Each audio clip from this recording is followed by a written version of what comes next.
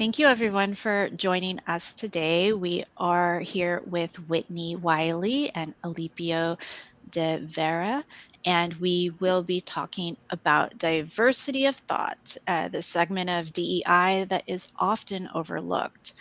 I think many times we're so focused on outside appearance or culture or things, and making sure all of those things are included in a culture, but we also need to consider diversity of thought in there, because if everyone's thinking the same way at your company, you're never going to have any kind of innovations.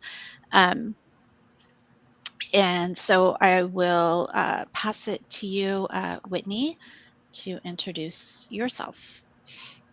Thank you, Taya. Hi, I'm Whitney Wiley. I am a coach, consultant, and speaker in out of Sacramento, California, and I work with clients primarily in the area of career development, career management, and transition, and helping them to make their next move by figuring out what floats their boat, so to speak. Really interested in helping people do work that they love and love the work that they do. And I've come to that by way of having spent some time doing things that I wasn't really thrilled about, and figuring out how to live the life that I wanted by making sure that the work that I'm doing fits in my life rather than trying to fit my life around my work. So that's a little bit about me, and I'm excited about this topic. Thanks again. Thank you. That reminds me Mhm. of a coworker that recently came back from Europe, and they said that the mindset they felt was they work to live, whereas in the US we live to work. So I think that kind of fits into what you were saying, Whitney. Hi, Sophie. Thank you for joining. We're just going around and giving introductions and into the diversity of thought topic. So I'll pass it to Alipio, and then we'll jump to Sophie. Alipio. Thanks, Taya. I'm here on this panel primarily because I have a mild form of dyscalculia. And for those of you who do not know what dyscalculia is, it's essentially dyslexia, but instead of words, it's numbers. So throughout my life, I've always been blessed, cursed, depending on how you look at it, that every now and then when I attempt to do manual calculations, my brain will flip the numbers and the calculation comes out wrong. And since I it was mild, I was undiagnosed until my early 20s when I tried to find an explanation of how can I do so well in computers when I can't add. And I found that actually because of my dyscalculia, my logic making part of my brain is very, very, how would you call it, very sharp to compensate for that part of my brain that has the problems with the numbers. So a little bit more about my background: 29 years in software development, 8.5 years in corporate. Then I was 4 years in Seattle with startups. I worked with Microsoft, and then 10 years independent consulting. And currently, 3 years doing medical research with the School of Medicine at the University of Southern California. And that's me. Okay, that's great. Yeah, I also have dyscalculia, so we have that in common, Alipio. And I will pass it to you, Sophie. Hi, Tia. Hi, Alipio and Whitney. Nice to see you Hi. all. Sorry I was late joining. My name is Sophie Yohannan. I am a clinical scientist at a medical device company called Gala Therapeutics. And I have been working in clinical trials for the past 19 years. And I have a background in medicine before that. So I think that's probably where my interest in diversity of thought comes in because I've made this career pivot a couple of times now in vastly different roles, and you have to embrace diversity. You have to be able to change the way you attack problems, and how you approach things, in order to make those kinds of pivots. And I think it's an advantage. I consider it an advantage to be able to think in different ways and to be able to understand other people's points of view and the way they solve a problem. or their perspective, their approach, and taking different approaches and putting it together will give you a richer response. But very often people are stuck in the way they think, the way they process, and have a hard time understanding that not everyone is the same, and automatically assume that if someone else doesn't process the same that they do, that they're lesser, or not as capable, maybe. Um, yeah, so I would like to see some progress in that realm. I would love to see people kind of open up more and accept different ways of problem solving, becoming more efficient, and not one way is always correct. So Yeah, totally agree. I think what I see in CRO, clinical research world, is, on the bigger topics, like how are we going to do this initiative, or how are we going to, pivot into this area of focus, there is definitely an acceptance of hearing other perspectives, and they want to have different strategies and kind of consider the thoughts that others have. It's on the small day to day where you're not accepted, and that is maybe the way you phrase an email. If someone asks you for something and it's not a direct ask, and you're not able to, like, put the puzzle together, and they get irritated with you, and then it just spins, right? That's kind of where I think we could all look at changing the small steps in order to make sure everyone feels included or feels that they can communicate clearly. yeah, and everyone learns differently too. Hmm. I'm a sort of in the mud learner, in the action, right in the action. Just throw me in and just make me do it and let me make mistakes. Hmm. Because if I don't get into it, if I just try to watch somebody else do it and remember and, try to do it myself, that won't work. I have to get in there and I have to make mistakes and I have to try it again and fix it. That's how I learn. And I know some people are audio learners, some people are visual, some people are hands on. And I think if we can be a little bit more accepting of different people's way of learning and communicating, and ask each other, how do you learn best? How do you want the email? Or do you like text message better? Or do you like phone calls better? Hmm. And I'm not that tech savvy. So I prefer, if you're going to give me a new portal or some new system to work with, sit down with me, give me 15 minutes and show me how to, just show me once. And I promise I'll never ask you again, but I need it once. And not everyone's like that. So Taya's laughing because she can get it just like that. Well, You yeah, know, I mean, sometimes I need to be shown too. I think, like, everyone needs that help, right? It's yeah. Thank you you, know, Michael. I'd like to introduce Michael really quick, Whitney, and then I'll pass it to you. Michael Young, thank you so much for joining us today in the diversity of thought conversation. We have Whitney, Alipio, and Sophie here. Would you like to give a quick introduction, and then we'll pass it to Whitney? I'd be happy to do that. Can you hear me? We can. Perfect. Good. So first and foremost, obviously, love and hugs to Sophie and to you, Taya.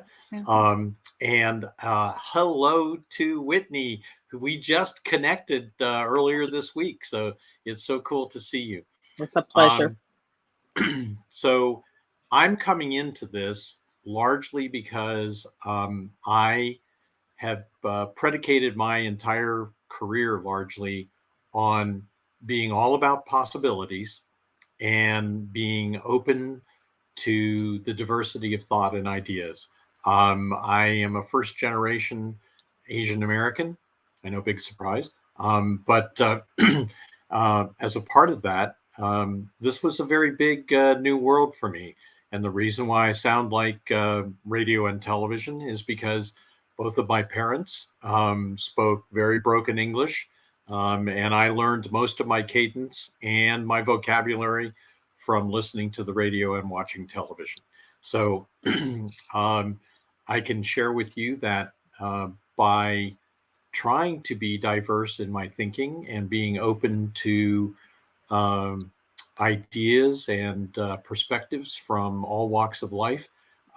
It's not only enriched my life, but it's enabled me to achieve probably much more success than I'm due. So, uh, it's an important factor to never underestimate the value of dumb luck. Well, thank you, Michael, for that introduction. I'm not sure about dumb luck versus extreme talent, but Yeah, that's just I don't false. know about that. Whitney, you did want to reflect on something Sophie said earlier. Yeah, I was thinking about the whole concept of learning styles and our willingness to allow people to just be who they are.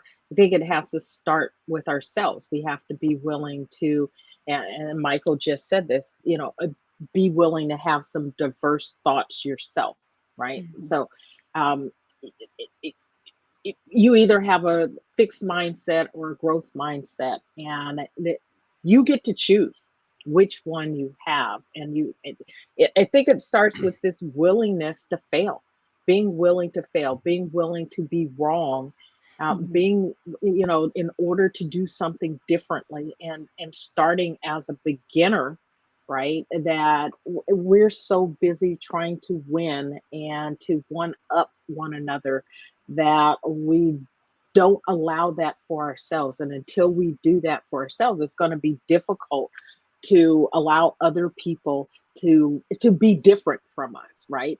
So we're stuck in how we perceive ourselves and how we need to be.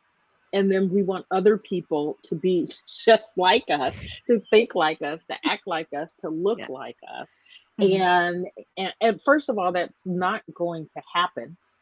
Therefore, it's best to be open to accepting people just as they are, who they are, where they are, and the way they think, and maybe getting curious instead of judgmental about it, being curious about why they think the way they do, and 100%.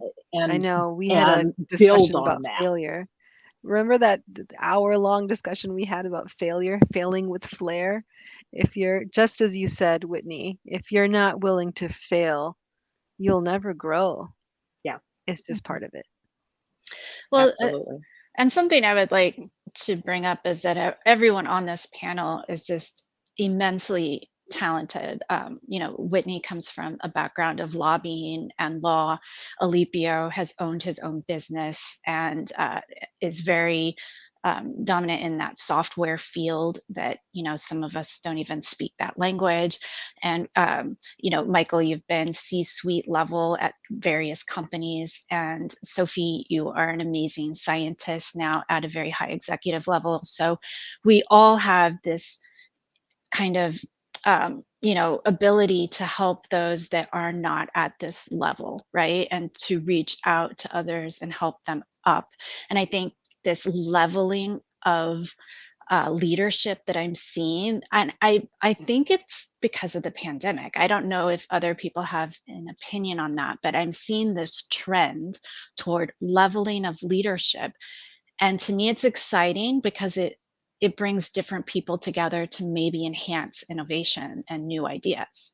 I didn't know if anyone had or wanted to speak to that leveling of leadership and the way of diversity of thought. You're talking about flat hierarchy?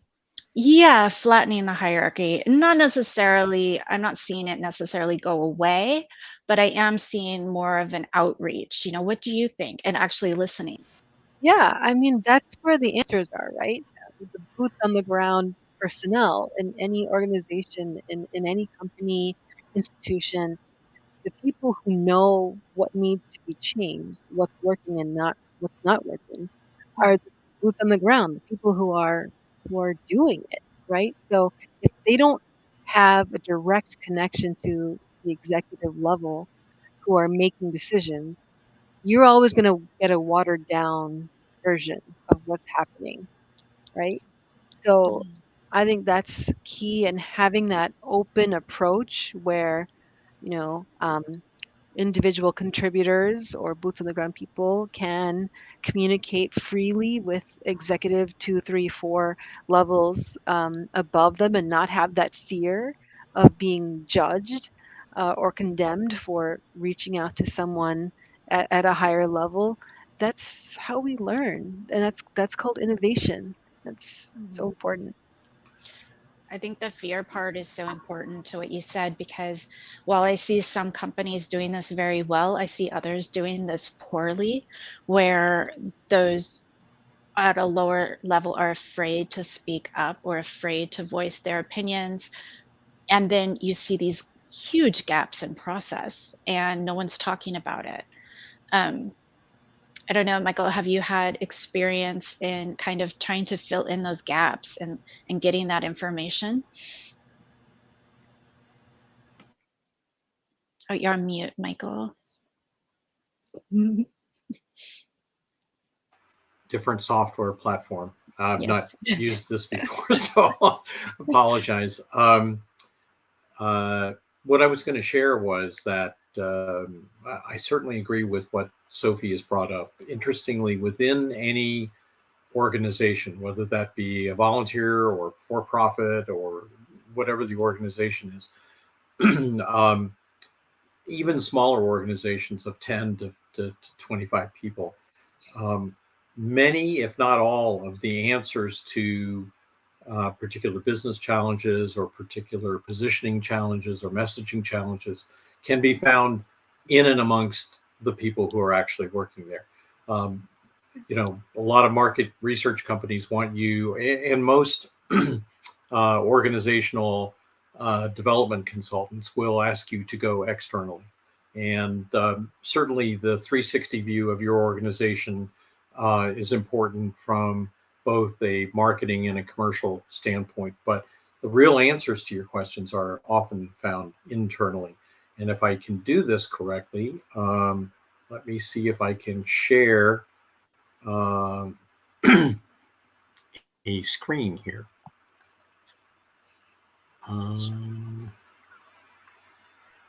He's always got something up his sleeve. Yeah. Well, no, it isn't so much that. I don't know if this is working or not. Let me see. What do you see now? Okay, this isn't that important. Let me share with you. I can send it to you in the chat or something like that. But Okay. there's a book that's been written. It was a New York Times bestseller. That doesn't mean anything because anybody can make their book into a New York Times bestseller. Could be a best smeller too. Yeah, but the book was written by essentially two of my supervisors when I was head of strategy for a digital health company called Click Health, and the book is called The Decoded Company, and the subtitle of it is "Know Your Talent Better Than You Know Your Customers." So by really trying to understand who is in your organization, and when you go out and you hire for expertise, provided that you're not micromanaging all of them, they've got some great answers to your concerns. And I'll send the link to this. It's available on Amazon, but it really is an interesting look at how an organization can be run utilizing the diversity of thought that is inside that organization. And this company, Click Health, grew from approximately 300 people when I was with it to today, which was 7 years ago, to today being a company of over 1,500 people. It's a company of 1,500 people that do not use email. It is a company of 1,500 people that do not have an HR department. It's really a fascinating way of, it's not perfect, but it has disrupted so many ways of getting the best ideas forward. And so, if it's of interest to you, it's well worth a read. They don't have email. How They do they don't have email. communicate? Do they have like They- a IM They system use, that they attach they to use project? something that they created called Genome, which if I were to compare it to anything, it's much more like Slack. Slack. Mm-hmm. So if you are familiar with Slack, it provides the immediacy, the also the ability to pull into conversations groups of people who are geographically diverse, and it works very well. I'm sorry, I'm getting some help here. Aww. So, He has a totally different thought about what's going on. yes, he has a different thought. His is food driven. So I think that book sounds really interesting, Michael, and we can link it in Sure. the chat later. Yep. And that point of, it's interesting. I have my friend Cheryl had mentioned this idea of like pollution, digital pollution, and that email was being considered part of digital pollution. And I never had heard that before or heard that phrase. And it kind of got me thinking about how to lessen, the emails that we get, because so much of it is hard to keep up with, and it's a lot of junk that you have to search through when you're looking for, the valuable emails. But yeah, it just gave me a different perspective.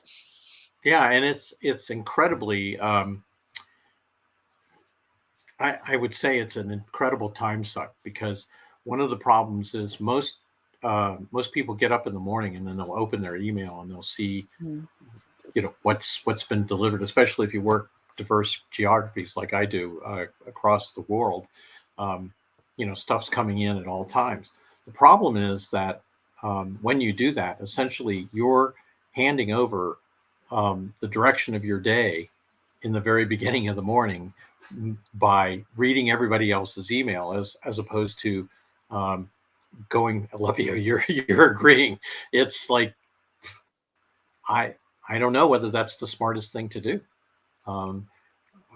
And then on top of that, I have several individuals who insist that I probably didn't see their email, so then they leave me a voicemail about the same exact thing. Mm-hmm.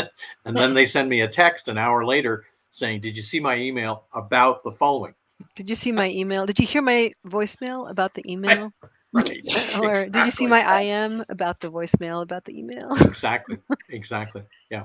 Yeah, it's true. There was, I just read that book, Untamed. And in part of it, she says, if you are always consuming, then you're not going to have time to create.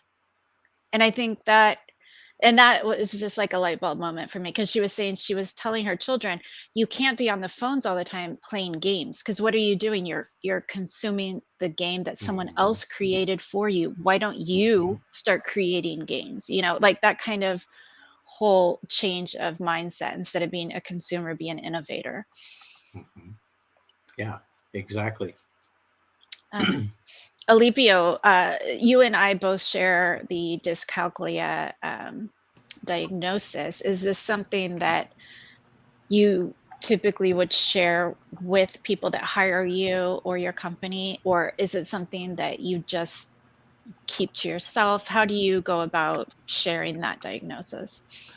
Well, because of my dyscalculia, one of the added benefits of my different working brain is I'm very strategic thinking.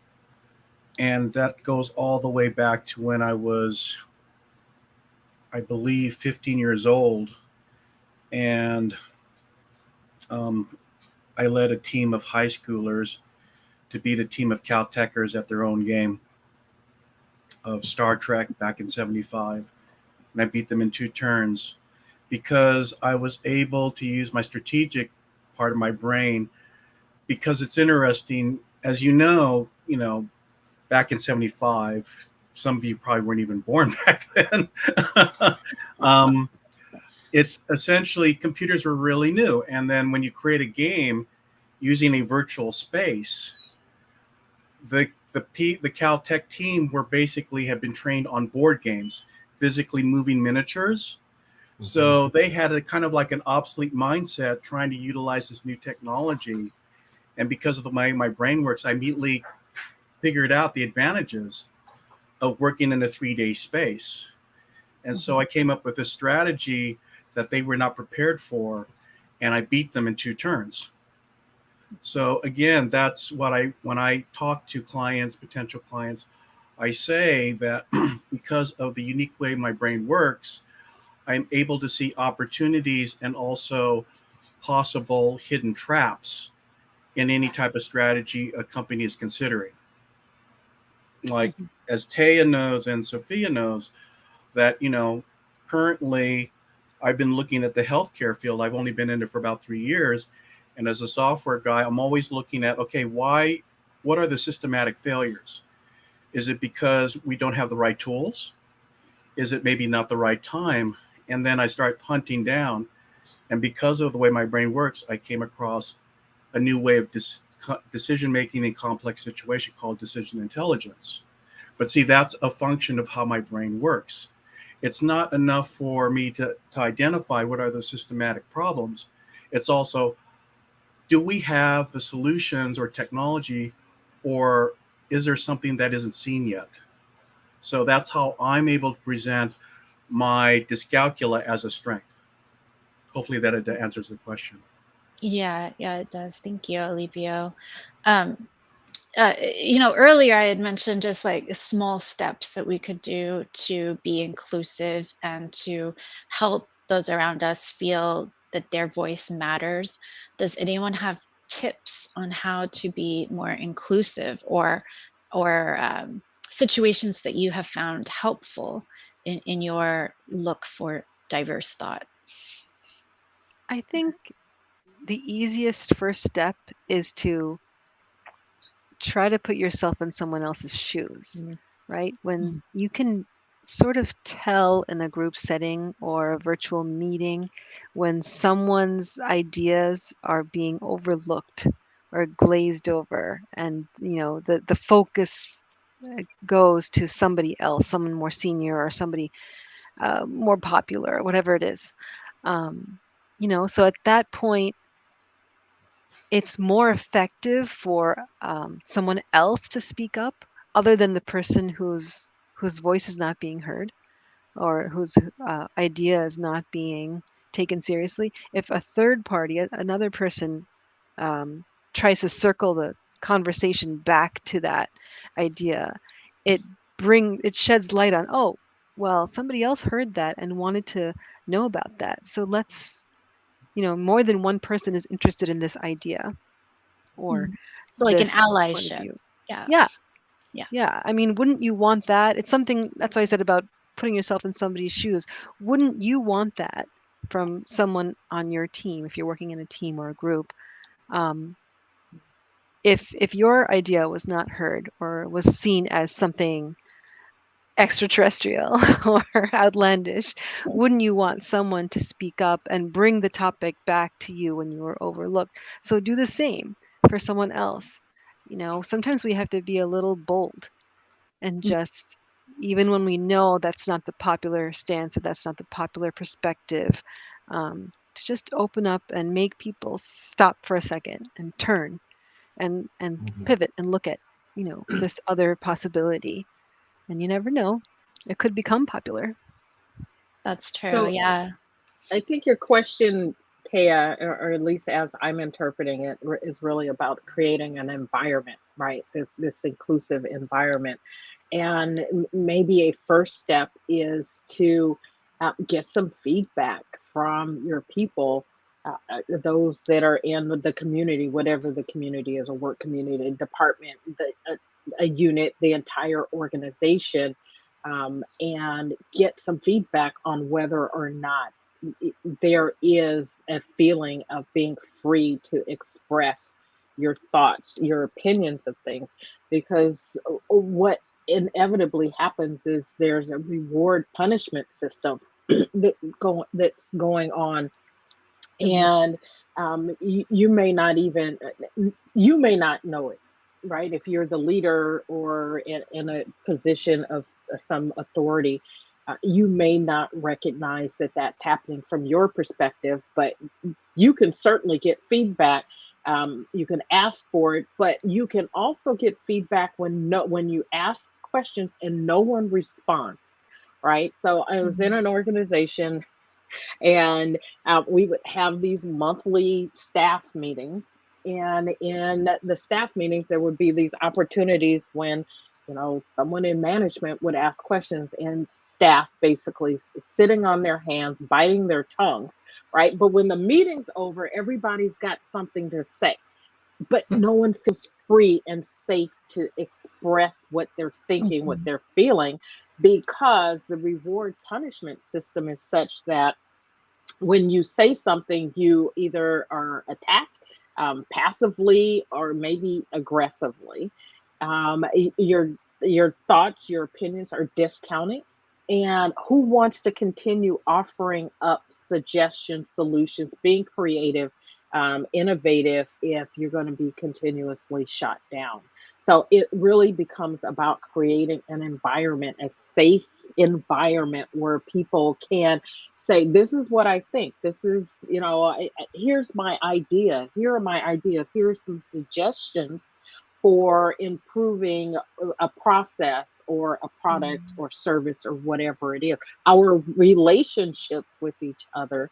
And if you don't feel free to do that because you'll be attacked, eventually you'll get silence, you get apathy, and that's worse than people actually leaving, right? I think one of Mhm. the things that happens in organizations and cultures is everybody's so afraid of people leaving. Well, and having apathetic talent is worse than talent that has left, right? Oh my Because God, now that is you're left brilliant. with right now that you're left with people who really are toxic, and they're permeating whatever comes behind the people that left. So you really got to think about, what is this environment that you're creating, and are you creating one that is open?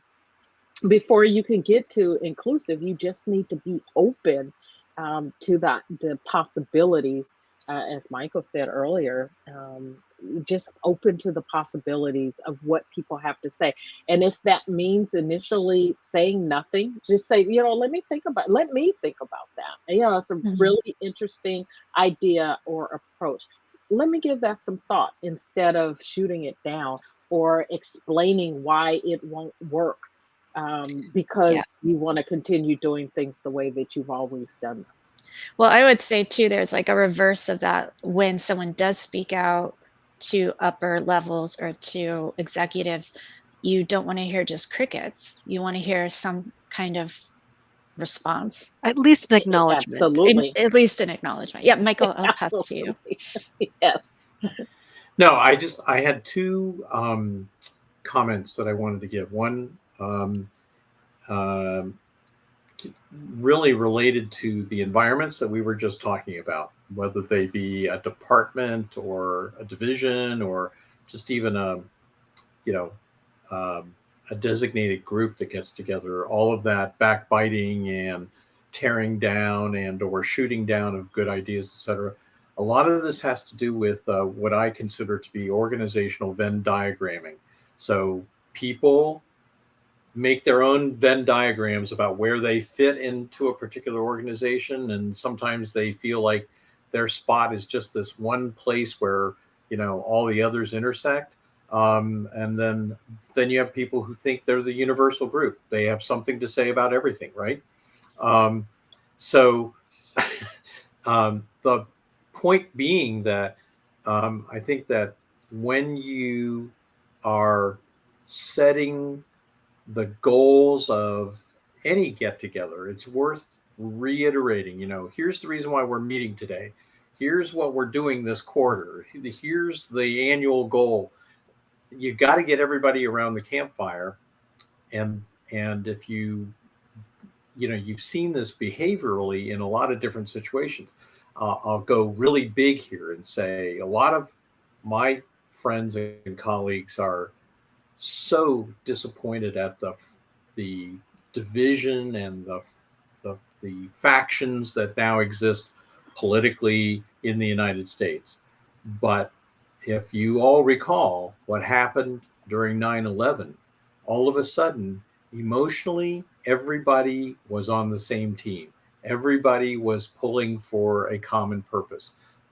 Everybody saw, whether they saw a common enemy or they saw a common cause, everybody rallied around that. Not that you want something horrible like a 9/11 to happen in your company, but everybody's got to get around something. The second comment that I wanted to make is that,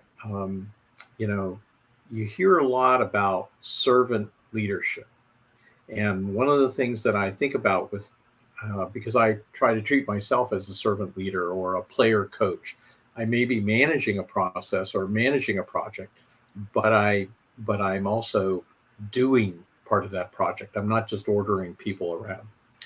Mm-hmm. And so what I always find it interesting is that in any organization, the vast majority of the people that are in the organization, especially those who haven't been with it for very long, are desperately trying to climb up.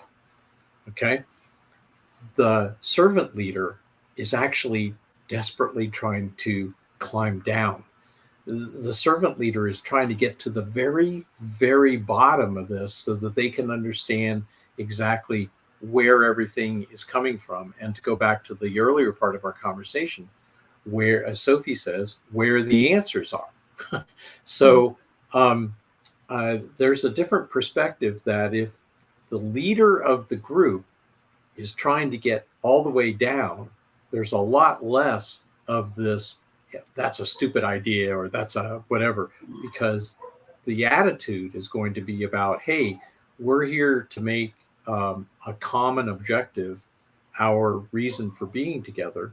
Otherwise, all of the little political backbiting that goes on is just, it's not enjoyable for anybody. And I do agree that certainly today's social media environment, et cetera, is filled with climbers. There are very few people who are trying to get to the bottom. So there's just two observations to you that help in terms of how we can diversify our thinking and, kind of change the way in which we are operating.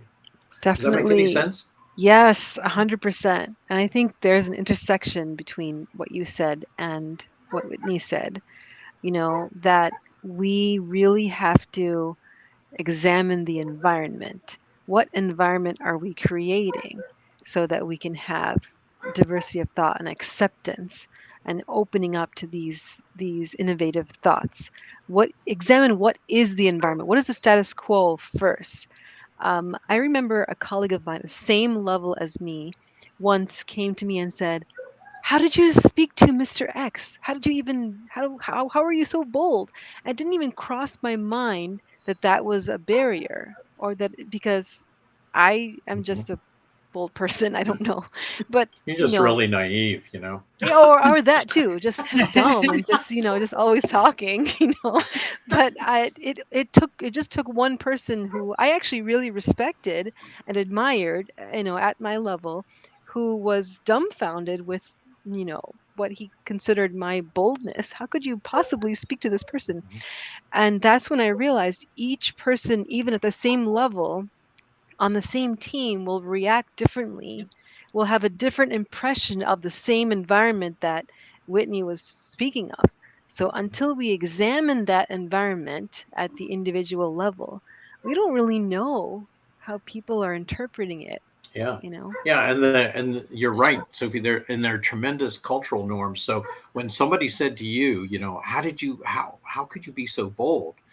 Did they mean, how could you be so bold positionally? You're down here and they're up here. How could you be so bold gender wise? Women don't get the opportunity to, I work with a lot of Japanese firms. I didn't even think about that, but you're right.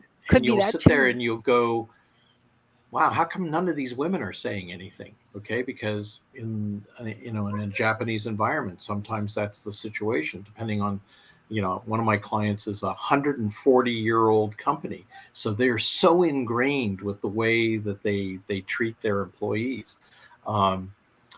Somebody could have come to you and said, how could you be so bold? Because you already know that the president thinks this way, but How could what you you're oppose? offering, Or how could you yeah, question? how could you question that, right? So when you are bold like that, you kind of have to wonder, when people react to you and say, how could you be so bold? What are they judging that against? What is the Venn diagram that they stuck you in? Right? Exactly. What is the Venn diagram in their head? Yeah. It's obviously very different from the one in my head. Yeah. Exactly. Well, it's also based on, the person's track record and credibility. Because to be honest, I learned early on it's all about leverage. And specifically, do you have the credibility with your team? So I want to talk first about establishing the environment as a leader, which is for me, as some of you know, my first project management job was a battlefield promotion, because the previous director of the department was an empty PhD. He was hired specifically to burnish the credentials of the company to get $30 million in venture capital, which was accomplished. But when it came to actually implementing and rolling a project out the door, deer in the headlights look. So that's when I got promoted. Specifically, because it was kind of already a toxic environment, I just sat my team down and looked at each individual person in the eye and says, look, we need every person on this team if we're going to pull this off. And I think this is where people who have a different type of brain, like Tay and myself with dyscalculia, we know because of our specific, advantages and disadvantages, we can't get big things done without working with other people. I mean, that's just the way it is. So I already had that as my background. So number one is I let my team know that each person on there was valuable.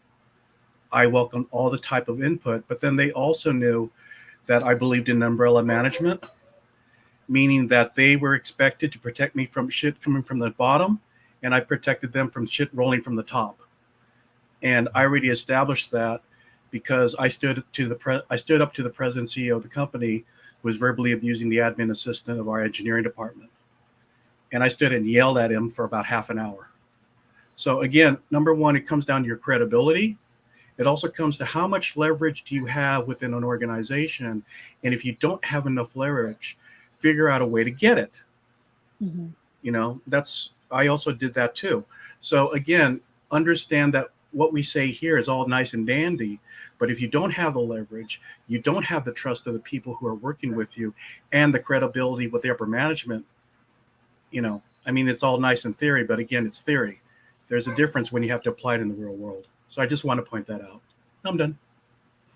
Thank you, Alipio. Yeah, I think, filling in the gaps of what I can and cannot do, I think that's a good point. I usually try to surround myself with teams that I know or people that I know are good at things I'm not good at, right? Because then it helps alleviate that stress for me, knowing I'm not going to be able to really pull off that thing. But something else that I thought about recently is this kind of fear of asking questions, which I found I did a talk with someone that was non-binary, I think a week ago or so. And one of the feedbacks I got outside of that conversation was, well, I'm so scared about non-binary in my office because I'm afraid I'll make a mistake and then I'll be sent to HR. So I just don't talk to that person. And I was thinking, oh, that's so sad. I think my friend Rosie was telling me about this. And I was like, that's so sad because she was telling me about it. She wasn't the person that said it. But yeah, it's so sad because it takes away your interactions with someone that is very cool and you could learn a whole lot from that person. Yeah, And that's a lost also, opportunity. exactly, it limits your perspective, and then it does create this kind of scary thing, right? Like if you're not comfortable talking with someone else and you think, oh my gosh, it's an HR situation, then yeah, that is scary for the other person. So how do we create an environment where people feel comfortable just asking questions and being human to each other, instead of creating these divisions and us versus them, right? I think that's really an important thing to take away. I think, again, you have to put yourself in the other person's shoes. How, you know, how detailed your question should be.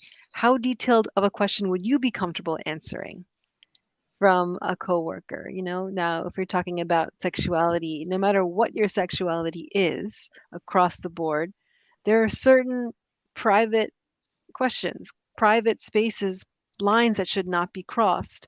Male, female, whatever, it doesn't matter. We have to maintain a certain level of professionalism no matter what.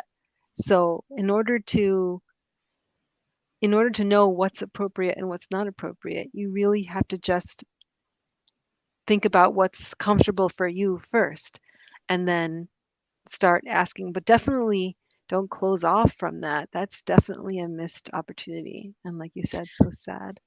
Yeah, and I think everyone is so layered. Like there's so many layers to our diversity, and some things that are core to me may not be core to somebody else.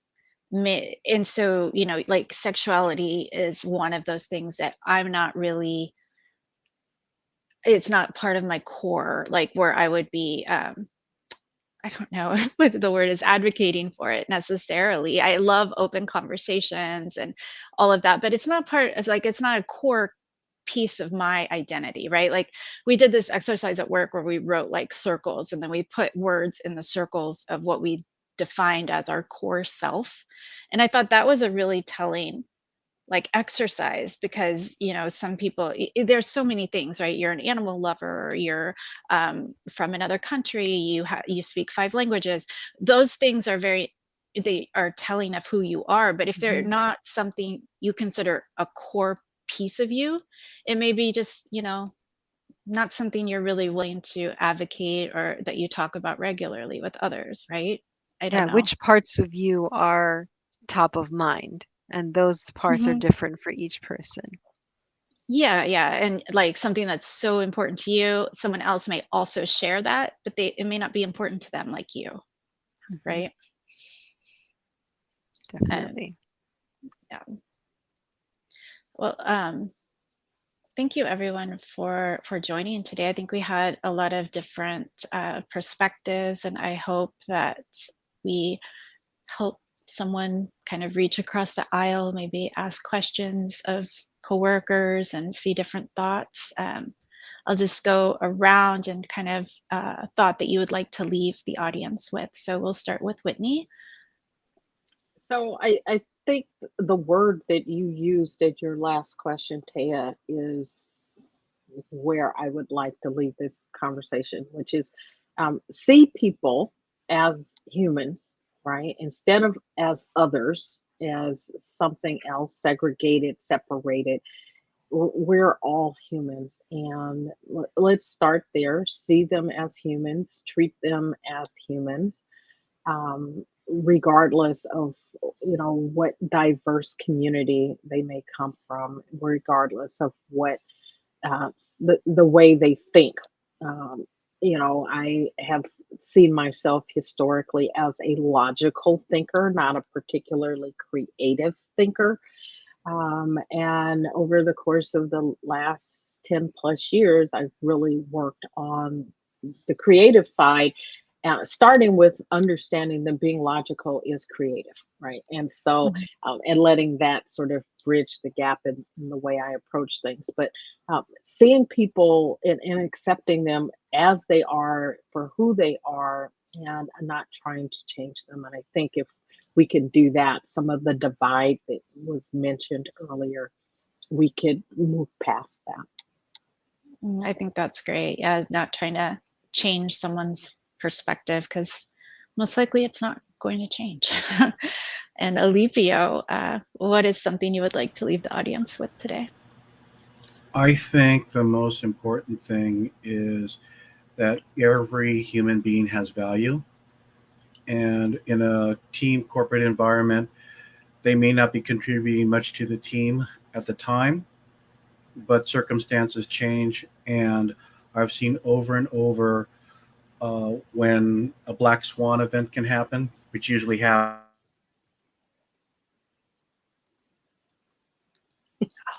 You cut out. when you're doing. But again, they will only do that if they feel that you believe in them, that you will support them, and you will encourage them. You cut out a little bit there, but I think Okay. we can all get on board with supporting each other and listening and creating a trust, right, with your team. Yeah, and don't forget encouragement. That Encouraging. is so important, especially for those that don't have much experience in speaking up, and have had experience in getting some pushback, but then persisting and still overcoming that. So for those people, you as a leader need to give them extra encouragement, and then you'll watch them blossom. That's wonderful. Thank you. Michael, do you have any final words? Oh, you're on mute again. I don't have any brilliance to share, but I will tell you that in coalescing any group and recognizing, you've got some sort of task in front of you, some sort of problem to solve, etc. It's great to try to recognize that what distinguishes the human race from all other species is imagination. We can believe that other animals have imaginations. Many of them have shown that they can solve problems that are completely foreign to them. But human beings definitely, the distinguishing point between human beings and the rest of the animal world is imagination. So if you can galvanize your group around imagining what their common purpose or their common cause is, I think it makes a huge difference. I used to run a leadership workshop, and one of the questions that I would pose to the group would be something that nobody had really had to try to tackle, but had to use their own common discovery and solving skills to get to. So I'd say something to them like, all right, so here's the issue. Your task is to determine what would a chair look like if your knees bent the other way. And it's amazing how people would get around that, and they'd start using their skill sets, but in a trusting and open way that gave them a proxy for how we want them to approach this real world problem that we're dealing with. I think that's great. I really love that. Sure. That leads welcome to to use it. A lot of creative thought, I would think. Yeah. It does. Sophie, are there any words you would like to leave the audience with today? Yeah, I think I kind of want to go back to your title.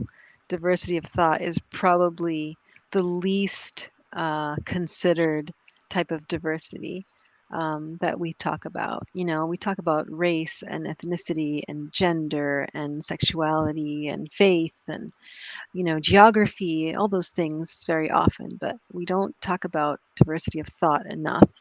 So I would love to challenge our audience to take a more active approach to diversity of thought. Don't passively accept diversity of thought. Go out and seek people who think differently than you, who attack a problem differently, who have a different perspective. Go look for those people and actively befriend them, pull them into your team, into your community, into your life, and enrich yourself. Stretch your brain a little bit today. I love that, Sophie. And I would add, look for people with different economic backgrounds, different education levels. I see that as a huge barrier in healthcare. So much of the decision making is from the upper, or like coming from this upper level, and they're not able to hear what the people are really seeing or how they really feel about healthcare.